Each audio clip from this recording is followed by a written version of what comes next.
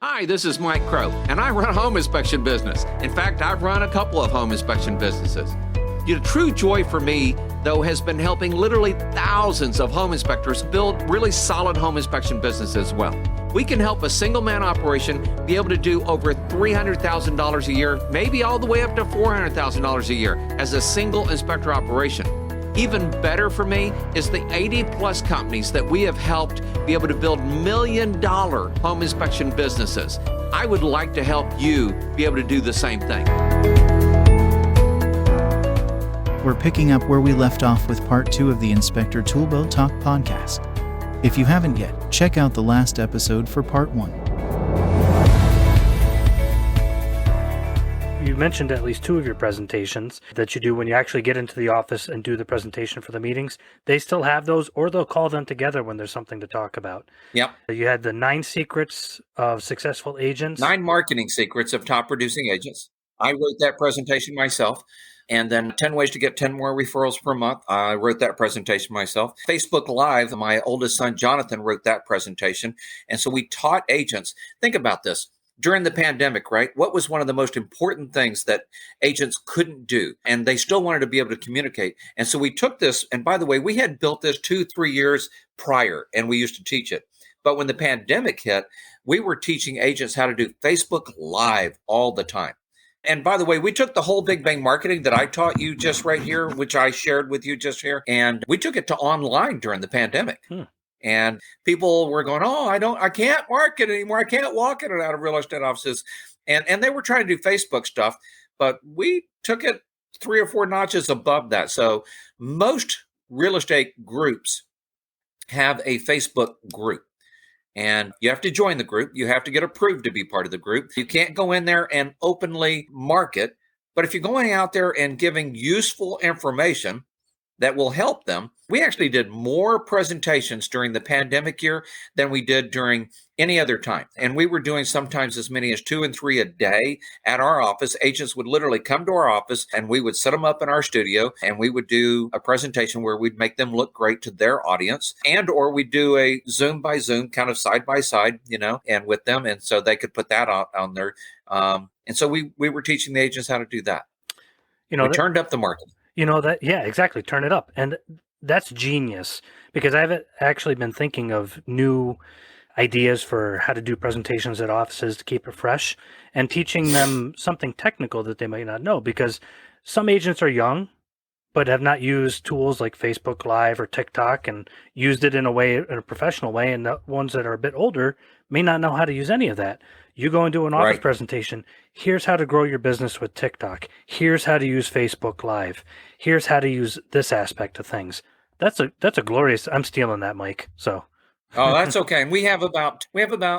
I know we have at least 10, maybe as many as 20 different presentations that we can use. Okay. 13 marketing secrets to websites, 13 marketing secrets to business cards and your website or things like that. Email marketing. So the problem with most home inspectors is they go in and they teach. They don't teach, they talk about themselves. Okay. Yeah. So imagine you're going on a date, and see, most inspectors are really good at this because we're guys. Okay. We go on a date and we want to talk about how we've done this and how we've done this and how we've done this and how we've done this. And the lady across the way is just sitting there going, give me a break, and keep in mind that over 70% of real estate agents are ladies. Okay. So ask them what they want. Or give them something they want, Don't show up empty-handed. Show up with flowers. Show up with perfume. Show up with, candy. Candy. Oh, candy. Okay, yeah. I love that analogy as viewing it as a date. Because I've often said that the last thing you should do is talk about yourself at those office presentations. But that's a perfect analogy. What are you thinking about? What's your background? Right. What are your concerns? And now they're engaged with us. That's awesome. And I want to just interrupt real quick, though. If people want to do your coaching, work with you, learn more from you, I just want to make sure I have this in the transcript for everybody early on. Would they go to MikeCrow.com? MikeCrowReturns.com is the latest, greatest opportunity. I do mastermind meetings, right? Yeah. Yeah. And people, if they want to, they can pay a small fee and they can come in and sit in a room for 2 days with some of the most successful home inspectors they'll probably ever meet, and just sit there like a fly on the wall and learn, and be able to have lunch with us and be able to talk and go to dinner with us and that sort of stuff.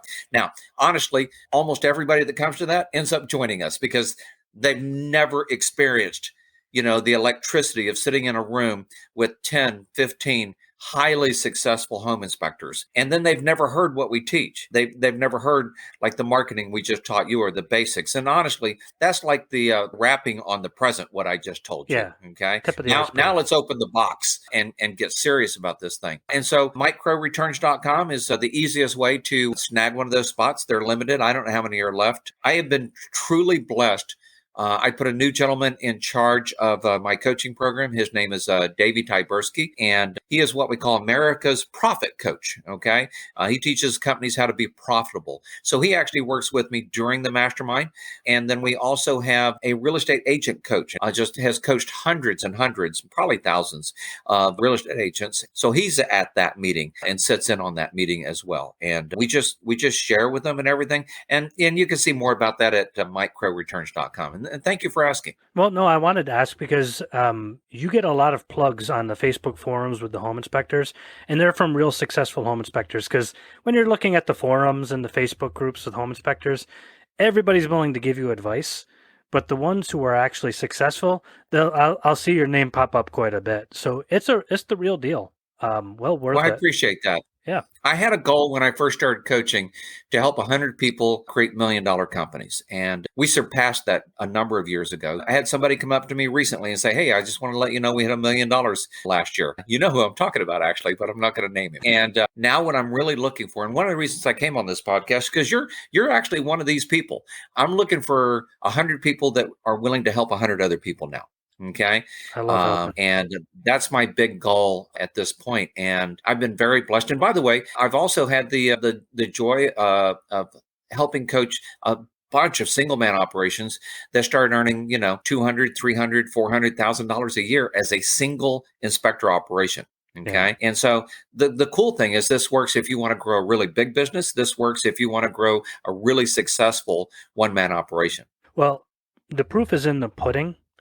And ever since I've been in the home inspection industry, which is just about 20 years now, your name has always been a staple in it. So if it didn't work, you wouldn't have a great reputation. And the fact that you even shared that information that you shared so far just shows who you are. A man after my own heart. I love to help. I like it when we just had a guy on our show that said, thank you for our help, and told us about his experience. You have a litany of just a super long list of guys that you've helped. Yep, I have some of the scars to prove it. So I wanted to roll back to one of the questions, because guys are talking about, oh, this is a bad market. Other guys are like, hey, this is the best market I've ever had. I want to go back to that. When you said most inspectors don't know the difference between a good market or a bad market. What did you mean by that? No, they don't. Yeah. So again, we talked about recessions. We talked about when it's a seller's market and people are literally going, oh, I can't put an inspection in my agreement. By the way, the good agents know better than that. Okay. The good agents work it differently. And so in a good market, how far out are inspectors booked a lot of times? Typically a few days. Our company is usually about 2 weeks, which is at the maximum of most contract contingencies. Exactly. However, during a seller's market, they need you same day. Yeah. Okay. So I built my company, and it's one of the reasons we did 2.7 million last year. I built my company so we could be available same day. And probably 80% of the days last year, we literally booked an inspection that day. And sometimes we booked as many as 4 on that day. Oh, wow. Okay. Even Monday of this week, I think we scheduled 3 on Monday for Monday. So the challenges with most home inspectors is when they're building their business, they want to market. But let's imagine there's this amazing store over here. Okay. Let's call it Frederick's. I don't know. Right? No, that's probably not a good name, right? Frederick's the Hollywood. Different name. Let's call it Gary. Harry's. Is that what you said? Harry works. Yeah, let's do Harry's. I don't know. Fredericks, Harry's. Now we're getting off. We're Oh, getting man, across okay. that line there very carefully. Boy, Okay. we're getting spun on this one. Let's J.C. call Penney. it Jerry's. How about that? There you are. Jerry's. Yeah. Okay. So there's Jerry's store over here, right? And you love Jerry's store. And it's a great store and the people are friendly. And you walk in there and you need a gallon of milk, right? And you walk back there and there's no milk. So you have to go somewhere else to get the milk, right? So the next day you're going, oh, I love Jerry's. Jerry's is my favorite place. And you go in there again and now they don't have any bread. And maybe they have milk. Maybe they do, maybe they don't. How many times will you go into Jerry's before you go, I love Jerry's. I think Jerry's is one of the best. However, I don't have time to waste to find out if they actually got it or don't have it. And you just stop going to Jerry's, right? So when you have the availabilities, you can have great marketing. You can have great service. And yeah, you may be booked out 2 weeks and think, man, that is great. And I apologize if I'm picking on you because I'm not trying to. No. But if you're booked out 2 weeks, first off, there's two major things you need to do. Mm-hmm. One is you probably need to hire more people. But even more importantly, you need to charge more. Okay. Yeah. So we teach a simple formula, for instance, on raising prices. If you're booked out that far in that kind of a market, we call it 3 times 90 times 2. So if you're booked out 3 days or more for 2 weeks at any given time, and because you're not always there probably, then you should raise your prices anywhere from $3 to $8 to $7, $8, $13, or $20. Notice that there's a lot of odd numbers in there. Okay. Mm-hmm. That's on purpose. And when I start coaching people, I had one gentleman out of California, of all places, and doing a great job. And his business has literally grown exponentially. I love him so much. And he raised his prices 4 times in 1 year. Beautiful. See, the average guys will raise their price once and think, okay, I did that. Okay. But when you have a formula, right? If you have a gauge on your car that says, oh, put more fuel in. Okay. Well, then you put more fuel in, right? And so that's what we did. And he is now over $100 more per average per inspector, and he's just kicking it. And by the way, he's now hired his first inspector and growing that business and doing some cool stuff with it. So again, there's so many little key factors here that people don't understand. And when the market gets weird, the bottom line is they have to market more. So now we're almost looking at a trifecta, which people don't understand right now, right? Most of the time, a presidential election is it really kind of messes up our cycle a little bit.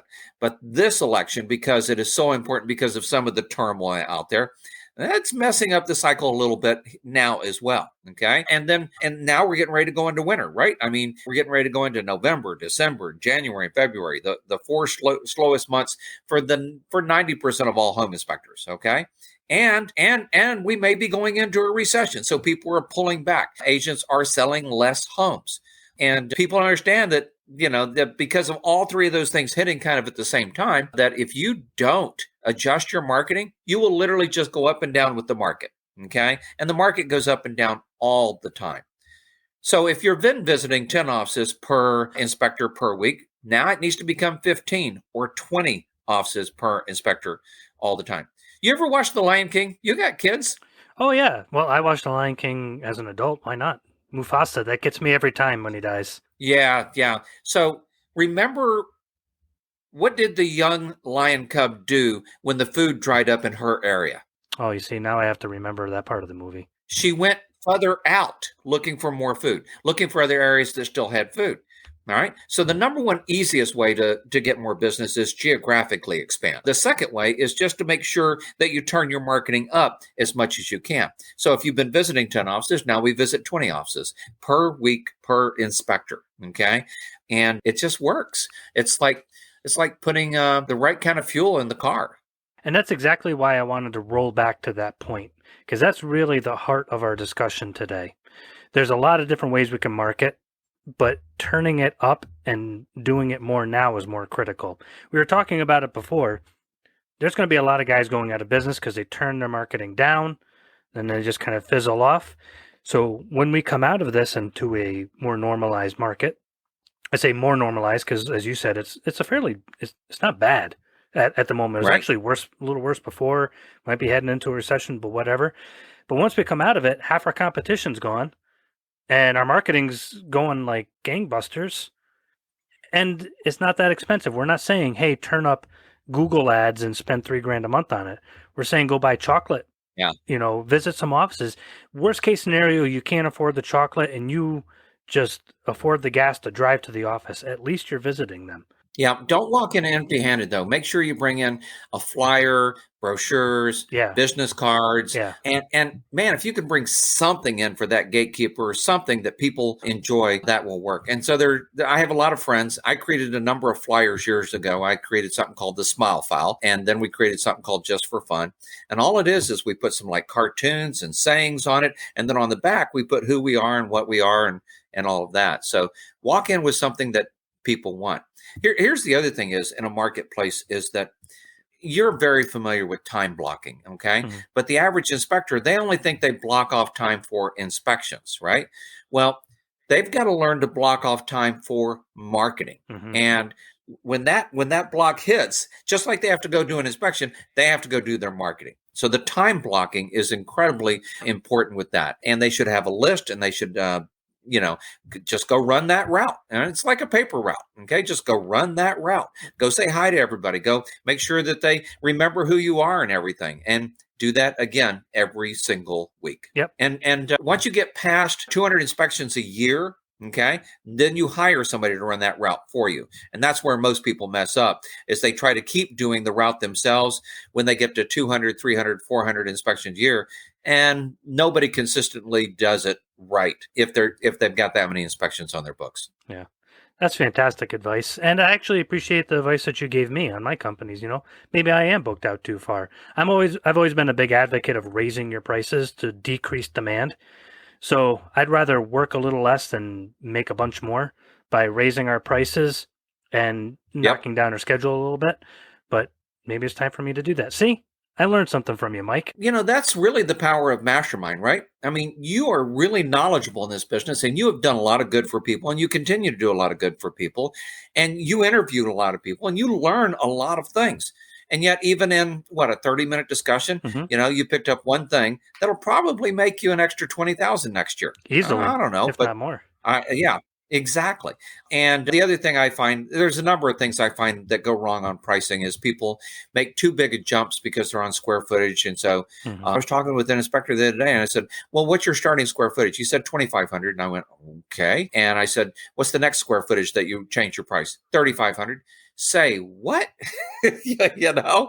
But our prices change at 130 square feet now. Okay. Oh, really? And I know some inspectors, by the way, that get this really right. And it's cents per square foot. And I have to tell you, those guys have my heart because they're getting paid for every square foot, I've never really been big on the whole I do tiered pricing. So I'll do it every 1,000 square foot.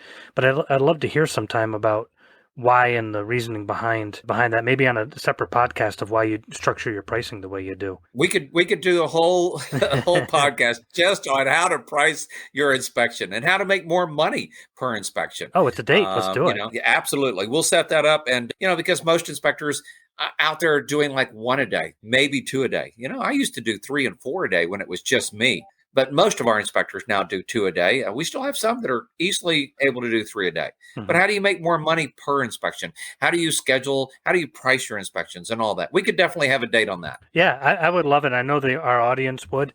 But I want to reiterate to everybody listening, MikeCrowReturns.com.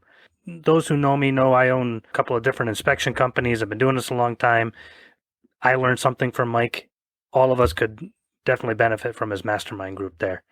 Mike, thank you so much. You have been awesome. You bet. And I look forward to us getting to know each other better and for us being able to help another 100 people. That sounds fantastic. Looking forward to it. One of the big secrets that I tell people is be successful and be around those that are successful. And, because the more money we make, the more people we can help. Yep, exactly. So if you want to be helped by Mike, a very successful home inspector, I really do recommend his program. Thank you so much. Yeah, we'll look forward to having you on again, Mike. Thank you. All right. Thank you, my friend.